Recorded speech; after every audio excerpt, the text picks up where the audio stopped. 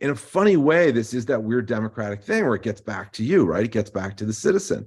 And unless you understand this, and unless you ask these questions, it is not my sense that we're going to deal with this unless we deal with it in a crisis, and we don't always deal with that well, right? I mean, 2008, look, TARP might have been necessary, but to hand out that much money without receipts. By the way, I wanted to tell you guys this story really quickly.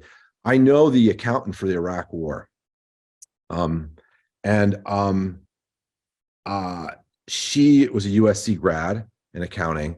She was taken on, and she just said they were throwing bales of millions of dollars out of helicopters. And she said billions were just literally just thrown out. She had a clip pad, okay? And she just was supposed to account for it. She said it was impossible. So the Iraq War, literally, the accounting was just throwing cash out of windows. Just telling you guys that. By the way, that is not how you win a war.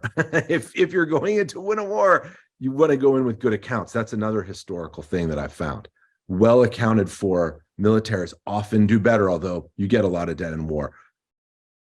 I mean, we're at this point where that's going on. By the way, do you even know that? Don't you think that's a fact you want to know? Laura Robinson, good friend of mine, who's also an accounting activist, she was on those choppers going, I can't account for this. I'm a trained forensic accountant. I can't do it.